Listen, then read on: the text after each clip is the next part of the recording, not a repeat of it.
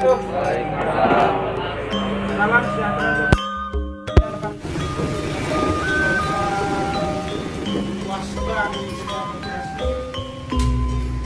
Bapak-bapak ketua RT itu di Batu Mulia, tapi dinasnya di Kota Bekasi. Pada Pak Gus dipersilakan.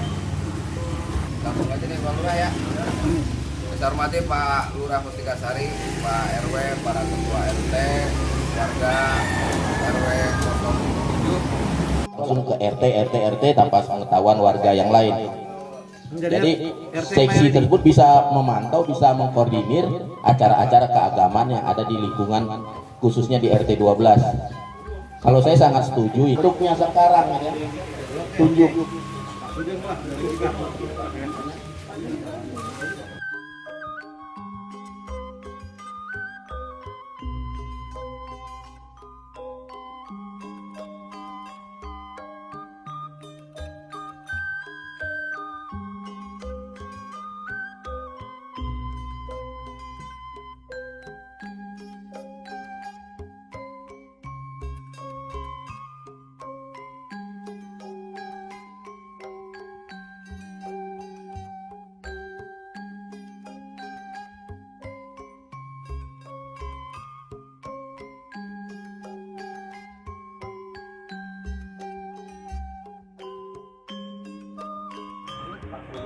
Nomornya 40, yang punya mobil 50, yang parkir di lapangan 60 gitu ya. Nah, 60 ya kan? Iya.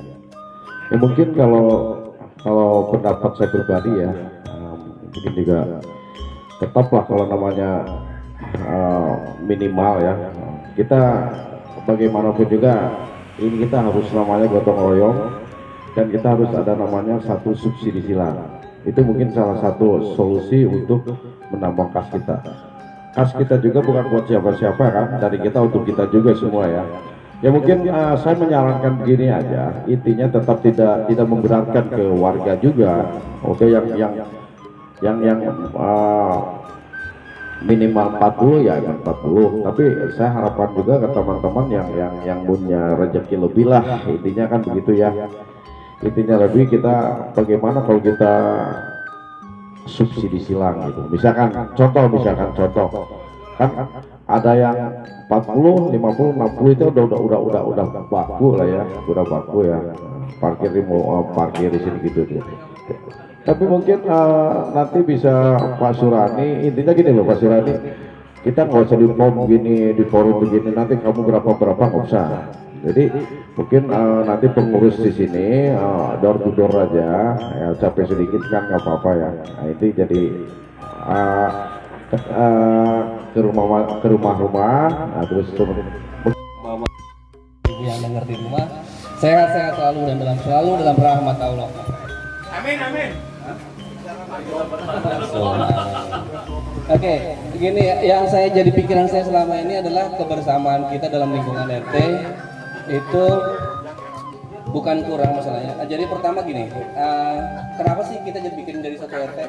Pertanyaan basic persoalannya di situ.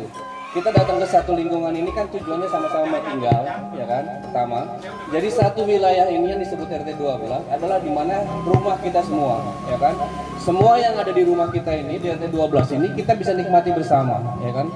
Tapi untuk menikmati ini semua kita memang semua butuh biaya, makanya kemudian keluar iuran itu. Iuran itu didapat dari mana? Dari masing-masing kepala keluarga yang ada, ya kan? Nah, persoalan pertamanya adalah di sini ada kesenjangan kemampuan di antara kepala keluarga, ya kan? Tapi sebelum kita menyebut atau ribut soal kesenjangan kemampuan, Bapak A mampu, Bapak B enggak, Bapak C setengah-setengah dan seterusnya, kita harus masuk dulu kepada persoalan bahwa kita sepakati biaya perawatan lingkungan kita ini seberapa. Baru dari situ kita breakdown. Penduduk di sini ada berapa? Penduduk itu bukan berarti rumah. Penduduk itu bukan berarti rumah. Jadi jangan sampai ada yang rumahnya satu kena beban misalnya iuran 50.000. Tapi rumah yang kepala keluarganya ada 3 di situ, semua beralamat di sini, sama bebannya 50.000. Ini nggak fair. Jadi tetap kalau namanya warga dengan beban kerja atau beban iuran yang di lingkungan ini, bukan lagi dihitung per rumah, tapi karena sekarang ini kan juga banyak yang rumahnya isinya 3 kepala keluarga. Tetapi untuk kedepannya memang perlu kita sepakati lagi bahwa berapa yang harus kita bayarkan itu ya harus kita sepakati bersama. Saya mengibaratkan seperti koperasi saja. Koperasi itu kalau menjadi anggota itu ada simpanan atau iuran pokoknya. Mungkin nggak usah kita bicarakan lagi karena kita sudah ada di dalam RT ini sendiri. Sudah dari awalnya, tetapi kalau misalnya ada orang baru datang mungkin yang perlu kita pikirkan itu menjadi iuran pokok. Kemudian simpanan wajib itu harus kita bayarkan setiap bulan. Untuk besarnya berapa, yang saat ini mungkin 40.000 per kakak yang wajib. Nah ini memang harus kita sepakati bersama apakah tetap atau kita naikkan, itu yang harus kita sepakati saat ini atau mungkin ada pertemuan lagi. Kita bicarakan iuran pokok itu kan harus itu supaya bisa bakatnya bayar keamanan berapa, bayar apa berapa, nggak boleh dulu di sini. Minimal warga itu mau lo susah mau nggak minimal 50 harus tegas dong. Kalau nanti kita nggak tegas seperti itu, Pak, mampu saya begini kan repot. Kebetulan di warga kita ini kan keuangan itu nggak stabil. Bentar lagi teman-teman yang lain udah pada pensiun, nggak bisa lagi supply, bahaya nanti gitu loh. Ya kan? 50.000 dulu ditetapkan. Kalau mau teman-teman yang lain mau nambahin silahkan, kan begitu. Kita udah sepakat tadi kalau mau gampang. Misalnya saya mau nikahkan anak saya sampai ke lapangan, saya supply itu 1.500.000 itu kan ikhlas aja, bukan patokan kan begitu. Nah tentu makanya dibilang tadi tentukan dulu iuran RT itu tuh sampah makiman itu berapa, tidak pandang dulu siapa biar tegas. Nanti kalau kita bayar keamanan nggak bingung gitu loh, bahwa pemasukan setiap bulan sekian, pengeluaran sekian, kalau ada sisa udah bagus kan gitu. Jadi kalau mau lihat sisanya boleh juga pendekatan mungkin seperti kata Pak Didin tadi, Pak bisa nggak kira-kira tambah dari Bapak? Yang jelas 50.000 sudah pasti kan begitu. Nggak pilih siapa, dia kan kontrak, dia juga dagang, mungkin nggak boleh kalau begitu nanti nggak ketemu keamanannya. Bagaimanapun keamanan juga kita kan targetkan harus naik juga, nggak mungkin lagi 900.000, iya kan? Sudah pasti dong.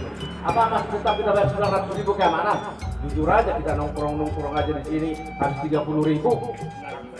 Iya. Itu saya bilang tadi itu harapan kita karena saya tunjuk sebagai keamanan, saya usulkan malah sekarang saya usulkan gajinya Pak John itu menjadi 1.200.000, hal-hal yang wajar aja. Maka saya bilang tadi berapa warga kita 50.000 kali 40 warga udah 2 juta, berarti pemasukan udah 2 juta kan, 14 sekian. Jadi masih mungkin ada sisa lah gitu. Jadi nggak perlu saya bilang tadi kita pastikan iuran sekian itu dulu deh, ya kan? Soal nanti yang ngontrak di sana, dia sana, ya harus ketegasan juga. Udah ada 3 rumah di sana, berat. Sapanya lebih banyak, keamanan nggak pernah datang ronda. Itunya sembako banyak. Yang kadang-kadang yang setiap dapat sembako ada sampai 6 kali, ada yang 7 kali. Karena rumah kita mungkin agak besar, dikirain kita masih buat aja. Soalnya kita udah lemah juga kan begitu. Itu masukan saya aja supaya ada patokan kita sekarang, patokan dulu berapa iuran kita wajib semua. Itu seperti apa? Misalnya kontribusi atau apa? Karena dengan begini kan setiap kakak atau setiap orang yang tinggal situ merasa wajib untuk keamanan lingkungannya sendiri. Silakan diputuskan aja.